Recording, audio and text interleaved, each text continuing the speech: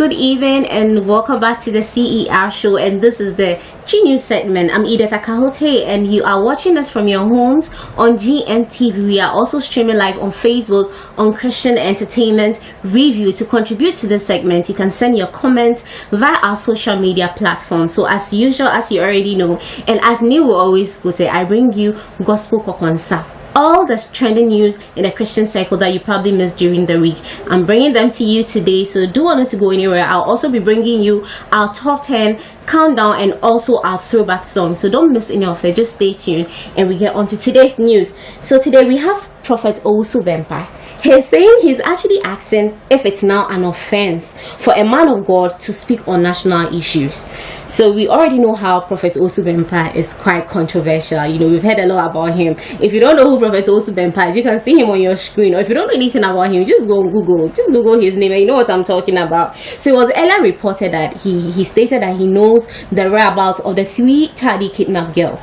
And during an interview, when asked if really he knows, you know, the whereabouts of the kidnapped girl, it was actually rumored that he said he knows and that he will only disclose the whereabouts of the kidnapped girls if the president calls, you know, on him to, you know, to state it, to say where these kidnapped girls, you know, where. But he said he didn't say any of that. He actually refuted. He said he didn't say anything of that sort, and that he's being, you know, all people are saying are just miscommunication. He didn't say any of those. But we know how here in Ghana, especially when people die, we have our prophets coming out with videos, you know, showing that they actually prophesied about this. So I was actually expecting that, you know, Prophet Bempah will actually own up to this. But who knows? There's no video out there really showing that he actually said this. But if you have the video, if you actually see any video of Prophet Bempah saying anything of this, so please let us have it, because right now it's just his words, you know, against people also saying that he actually said that. So if you have any video, I haven't seen the video, I haven't seen anything like that, but if you have, please let us have it, because it will be good to actually share it if really it's true. But if you don't have any proof, then we should stop saying it. If you don't have any proof that he really said those, then I think we should stop spreading the false rumor. And also we have decor lady who disappointed Gifty Adoye on her wedding day, apologizes to her. So some weeks ago I brought you news about Empress Gifty concerning her wedding, where the decor, you know, didn't go as she expected it to, and was demanding a refund from the decor company, from the CEO Martha of Kinani Decor. And you know, it was a back and forth thing, not a good one. We all heard about it. Apparently, during the weekend, last weekend, at Ohima Mercy in-laws funeral, where Empress Gifty was also present, Martha, the CEO of Kinani Decor, was actually found, or was seen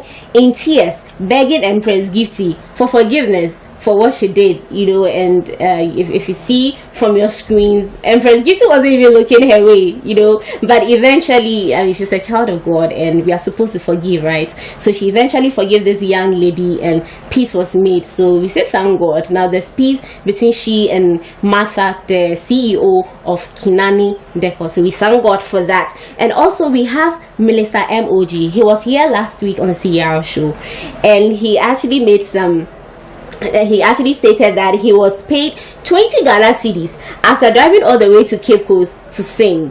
You know, so apparently he was called by a church in Cape Coast to come minister, and he had to drive all the way from Accra to Cape Coast. And after ministration, he was given an envelope which had only 20 Ghana cedis in there, and 2 meat pie, and 1 medium size of bottled water. Not even better malt of bottled water.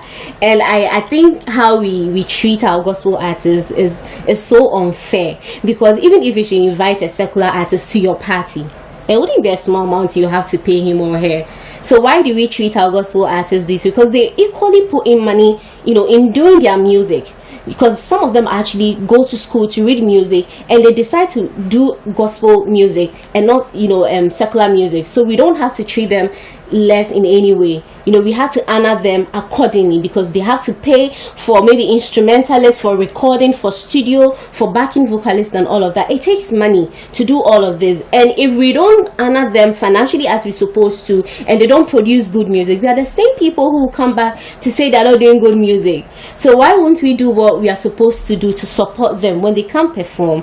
And organizers, event organizers and all of that, when we call on our gospel artists, let's pay them what is due them. Because 20 cedis, driving all the way from Accra to Cape Coast and driving back to Accra, I don't think 20 cedis will be 20 cedis for what wouldn't be enough. You know, so I think probably the gospel industry should come up and organize a seminar or something to educate the gospel industry about the business of music, because I think people are still not getting what this means. They really have to understand the business of music, because it's also a career, it's their career. So we don't expect them to do it, you know, as a voluntary job or something, because they put money in there. So let's do well to take note of this. We also have Uncle Otto. So Uncle Otto has stated that we need someone with Shatta Wale's character in the gospel music industry. Okay, so I don't agree with this. Apparently Uncle Otto is saying that there are a lot of grudges among gospel artists, you know, left and right, here and there and all of that, and that if gospel artists should have a character like his, it wouldn't be good, because he wouldn't talk much. He wouldn't talk so much about what's happening in the gospel music industry, because that's not his nature. You know how we have different temperaments and all of that. It's not his nature to do that, but we have gospel artists with Shatta Wale's personality. They'll be able to come out to talk about issues in the gospel industry where they can be talked about and resolved. But I strongly disagree with Uncle Otto, because I don't think we need anyone with the personality of Shatta Wale to be able to talk about problems in the gospel industry. I think he should set the pace. He should come out if he's pinpoint any, you know, challenges in the gospel industry or any problems that needs to be addressed. He should just come out, talk about it, and we all jump onto it and find solutions to it. He should set the pace and we all follow, because I don't think that we need some type of character or personality to be able to talk about issues in our gospel industry. I strongly disagree with that. So let us know your thoughts on this. What do you think? Do you agree with Uncle Otto that we need someone like Shatta Wale in the gospel music industry to talk about, you know, issues surrounding the gospel music industry? I totally disagree. So let us know what you also think. So next we have our throwback songs. As you already know, we have old songs that we don't hear them anymore. They are good, but we don't hear them anymore. We don't see the artists anymore. They are nowhere to be found. But today I have one song from one of these old artists, from Moses OK. So let's see which song is our throwback today, and you let us know what you think about throwback songs. So let's have our throwback song for today. We'll be right back.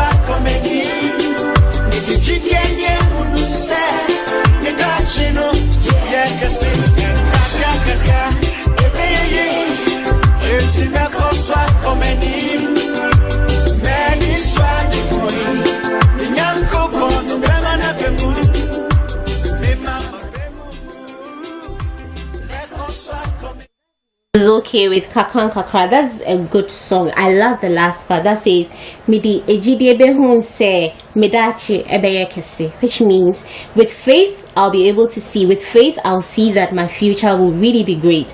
And I think these are songs that we need. I'm not saying that there aren't good songs in the system, there aren't good gospel songs in the system now, but we need more of these songs. These songs are old, but they are still good and they still minister to us. So we say congratulations to Moses OK for the good songs he has out there. So next we have our top 10 countdown, and we know our top 10 is created from Good Music database. Good Music monitors 100 plus radio stations across Ghana. So if you're an artist and you release a song and you want to know how the song is doing on radio, not just in Accra but across Ghana, in all the regions in Ghana, just do all to send the songs to Good Music at goodmusichub@gmail.com. They'll put the song into their database, and then we'll be able to monitor for you while it plays on radio, and you have data to know how your song is performing for decision making purposes. And also they release top 10 countdowns on their social media platforms, not only gospel songs but every Ghanaian song in Ghana. So do well to follow Good Music on their social media at Good Music. So let's see if his song is topping the chart today. Let's see if it's Bobo Le Bobo. You don't know, it might probably just come to top 10, or is it Obinyane Me, or is it Still Money You? Let's see who's topping the chart today. So let's have our top 10 countdown. This week's top 10, number 10. For all the many things you Father, you done for me, yeah. Words are not enough to say. Number 9.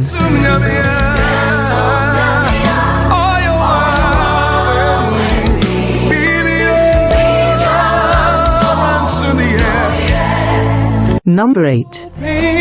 The floodgates in abundance and cause your rain. Number 7.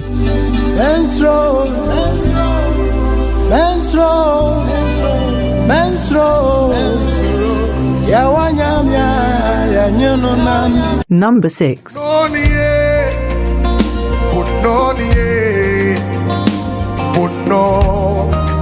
No one else but you. Number 5.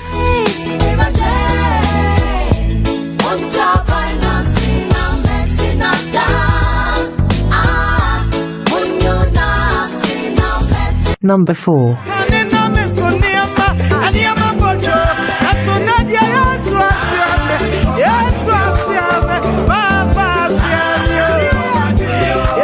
Number 3.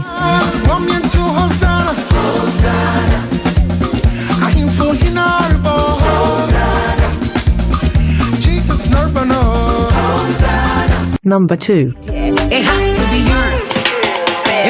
Money, money, I don't throw a salute, money. Number 1.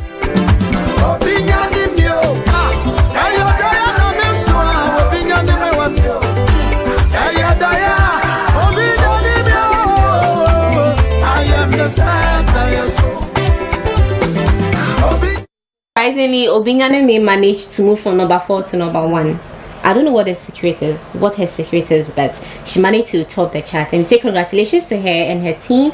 And we hope to see more of the new songs that are coming up, especially Victory, in our top 10 the upcoming weeks. And we will see how the top 10 countdown will look like. So we say congratulations to all the songs that made it onto the chart.